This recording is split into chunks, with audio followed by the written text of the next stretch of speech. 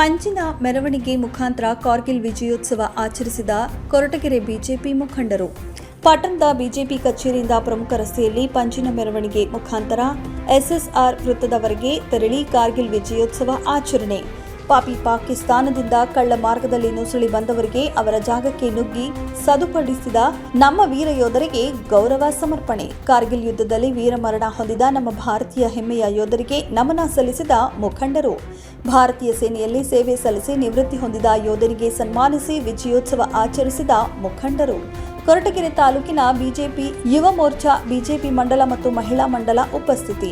ಕೊರಟಗೆರೆ ಪಟ್ಟಣದಲ್ಲಿ ಬಿಜೆಪಿ ಮುಖಂಡ ಅನಿಲ್ ಕುಮಾರ್ ದರ್ಶನ್ ನೇತೃತ್ವದಲ್ಲಿ ವಿಜಯೋತ್ಸವ ಆಚರಣೆ. ಜುಲೈ 26ಕ್ಕೆ ಅಂತ ಏನು ನಾವು ಕಾರ್ಗಿಲ್ ವಿಜಯ ದಿವಸಕ್ಕೆ ಅಂತ ಸೇರ್ಕೊಂಡಿದ್ದೀವಿ. ಪ್ರತಿ ವರ್ಷ ನಮ್ಮ ಯುವ ಮೋರ್ಚಾ ವತಿಯಿಂದ ಎಬಿಪಿ ಇನ್ನೂ ಹಲವಾರು ಸಂಘಟನೆ ವತಿಯಿಂದ ಪ್ರತಿ ವರ್ಷ ನಾವು ಪಂಜಿನ ಮೆರವಣಿಗೆ ಮಾಡ್ಕೊಳ್ತಾ ಬರ್ತಾ ಇದ್ದೀವಿ.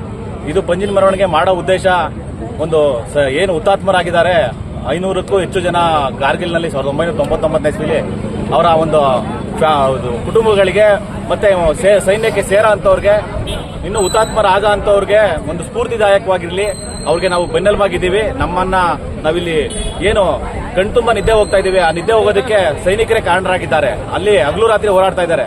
ಅವ್ರಿಗೋಸ್ಕರ ಅವ್ರ ಹಿಂದೆ ನಾವು ಇದೀವಿ ಅಂತ ತಿಳಿಸೋದಕ್ಕೆ ಒಂದು ಸ್ಫೂರ್ತಿಗೋಸ್ಕರ ನಾವು ಏನು ಪಂಜಿನ ಮೆರವಣಿಗೆನ ಪ್ರತಿ ವರ್ಷ ಆಯೋಜನೆ ಮಾಡ್ಕೊಂಡು ಬಂದಿದ್ವಿ. ಹಾಗೆ ಈ ವರ್ಷ ಈ ಮಧುಗಿರಿ ಸಂಘಟನಾ ಜಿಲ್ಲೆ ವತಿಯಿಂದ ಕೊರಟಗೆರೆಯಲ್ಲಿ ಮಾಡಬೇಕು ಅಂತ ನಿಶ್ಚಯ ಮಾಡಿಕೊಂಡು ಇವತ್ತು ಮಾಡಿದೀವಿ. ಹೆಚ್ಚು ಜನ ಯುವಕರು, ಯುವ ಮೋರ್ಚಾ ಕಾರ್ಯಕರ್ತರು, ಆಮೇಲೆ ಮಂಡಲ ಪೇರೆಂಟ್ ಬಾಡಿ ಕಾರ್ಯಕರ್ತರು ಎಲ್ಲರೂ ಸೇರ್ಕೊಂಡು ಹಲವಾರು ಸಂಘಟನೆಗಳು ಕೈ ಜೋಡಿಸ್ಕೊಂಡು ಇಲ್ಲಿ ಮಾಡ್ತಾ ಇದ್ದೀವಿ. ಇದು ಯಶಸ್ವಿಯಾಗಿದೆ. ವಿಶೇಷವಾಗಿ ಏನಂತ ಅಂದ್ರೆ ನಾವು ಭಾರತ್ ಮಾತಾ ಒಂದು ಡ್ರೆಸ್ ಇದನ್ನು ಮಾಡಿಸ್ಕೊಂಡು ಮತ್ತೆ ಒಂದಿಬ್ಬರನ್ನ ಮಿಲಿಟರಿ ಡ್ರೆಸ್ ಮಾಡಿಸ್ಕೊಂಡು ಕರ್ಕೊಂಡ್ಬಂದು ಒಂದು ಸಾಂಕೇತಿಕವಾಗಿ ಈ ಪಂಜಿನ ಮೆರವಣಿಗೆ ಮಾಡಿದ್ದೀವಿ. ಇದಕ್ಕೆ ಎಲ್ಲರೂ ಸಹಕರಿಸಿ ಯಶಸ್ವಿ ಮಾಡಿಕೊಂಡಂತ ಎಲ್ರಿಗೂ ವಂದಿಸ್ತಾ ನನ್ನ ಮಾತು ಮುಗಿಸ್ತೇನೆ. ಇಂದು ಪಂಜಿನ ಮೆರವಣಿಗೆ ಹಮ್ಮಿಕೊಂಡಿದ್ದೇವೆ. ಜಿಲ್ಲಾ ಯುವ ಮೋರ್ಚಾ ವತಿಯಿಂದ ಎಲ್ಲ ನಮ್ಮ ಪದಾಧಿಕಾರಿಗಳು, ತಾಲೂಕಿನ ಪದಾಧಿಕಾರಿಗಳು ಎಲ್ಲರೂ ಬಂದಿದ್ದಾರೆ.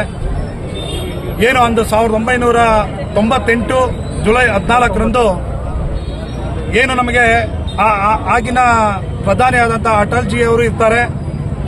ಅಂದು ಪಾಕಿಸ್ತಾನದ ಪ್ರಧಾನಿಗಳು ನಮ್ಮನ್ನ ದಾರಿ ತಪ್ಪಿಸ್ತಾರೆ.